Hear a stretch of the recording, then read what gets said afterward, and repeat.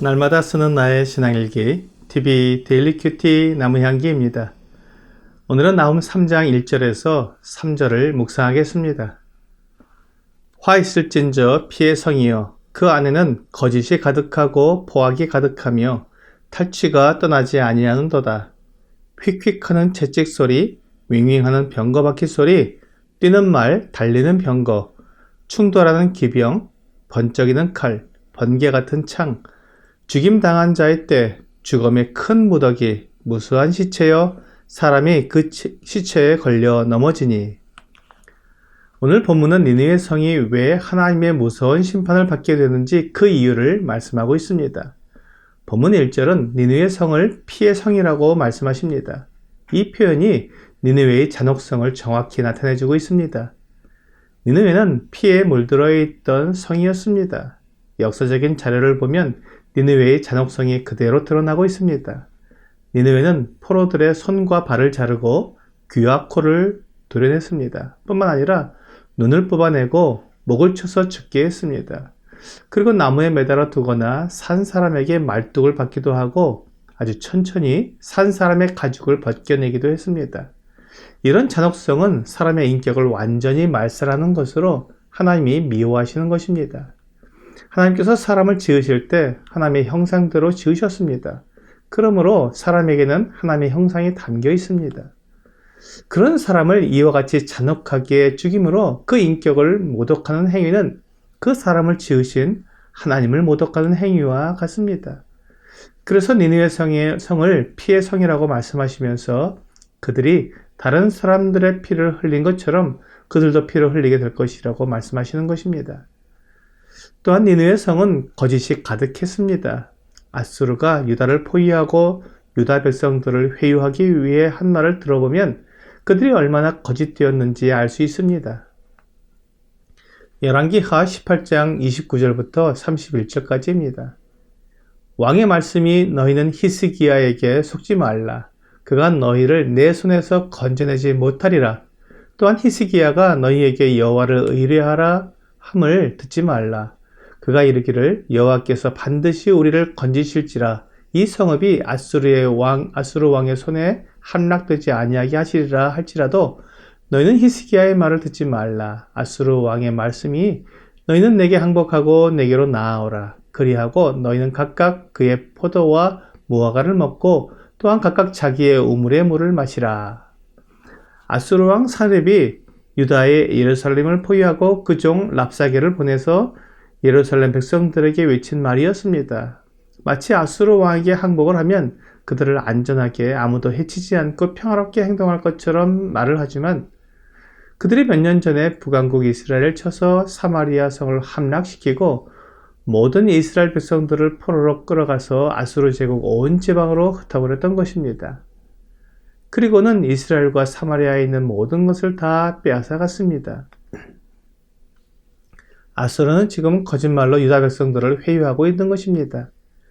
만일 예루살렘 백성들이 아수르에 항복을 하고 성문을 열면 그들은 손쉽게 예루살렘을 정복하고 왕과 왕비를 끌어가며 모든 백성들을 포로로 끌고 갈 것입니다. 그렇게 되면 예루살렘과 유다에 남은 모든 재산과 재물들은 아수르의 차지가 되어 하나도 남김없이 다 약탈해 갈 수 있게 됩니다. 본문 2절과 3절에서 하나님은 그 니느웨가 어떻게 멸망하는지 분명히 말씀하십니다. 채찍 소리가 나고 병거 바퀴 소리가 납니다. 니느웨의 넓은 성을 병거가 종횡무진하며 공격하는 소리가 들립니다. 그리고는 말이 뛰고 병거가 달립니다. 드디어 기병들이 충돌하고 번개 같은 창에 부딪히며 싸움이 시작되었는데 그 결과는 끔찍합니다. 죽임당한 자의 떼가 쌓이기 시작합니다. 무수한 시체가 쌓이고 그것이 큰 무더기를 이룹니다. 이것은 니느웨 군사 백성들이 적군에게 죽임을 당하여 그 시체가 쌓이는 것을 말하고 있는 것입니다. 얼마나 놀랍고 끔찍한 일인지요. 니느웨 성은 난공불락의 성이라고 믿고 안심하고 있던 니느웨 백성들은 그야말로 청천벽력과 같은 일이 일어나게 된 것입니다. 나훔 선지자가 예언을 하고 있지만 니느웨 성과 백성들은 이에 대해 관심을 갖지 않고 무시해 버렸습니다. 그들이 하나님의 경고를 듣고 회개해야 했지만 지금 그들은 유다 백성들과 하나님을 무시하고 업신여기고 있었기 때문에 선지자의 말을 무시해 버린 것입니다. 그들이 바벨론 제국에 의해 무너지게 되고 멸망하게 되는 것은 우연한 일이 아닙니다. 하나님께서 그 상세한 모습을 이미 선지자를 통해 예언하심으로 하나님께서 그들을 징벌하시는 것을 알게 하신 것입니다. 많은 사람들이 하나님께서 하시는 일을 믿지 않고 우연이라고 말해버립니다. 그러면서 하나님은 없고 어떤 나라든지 흥망성쇠가 있는 것이기 때문에 바로 그런 부분이라고 주장합니다. 하지만 하나님께서 그들의 그러한 주장을 부끄럽게 하기 위해 이렇게 나움 선지자를 통해 그들의 멸망의 모습을 자세하고도 사실적으로 기록해 놓으신 것입니다. 사람들이 부인하고 믿지 않으려는 것은 하나님이 없다고 말하는 그들의 주장을 성립시키려는 것입니다. 하나님이 없어야 하나님의 심판도 없고 결국 사람들이 원하는 대로 마음껏 죄와 악을 행하고 쾌락을 즐길 수 있기 때문입니다. 전도서 11장 9절은 청년이여 내 어린 때를 즐거워하며 내 청년의 날들을 마음에 기뻐하여 마음에 원하는 길들과 내 눈이 보는 대로 행하라. 그러나 하나님이 이 모든 일로 말미암아 너를 심판하실 줄 알라 라고 말씀하고 있습니다. 성경은 처음부터 끝까지 하나님의 심판을 말씀하고 있습니다.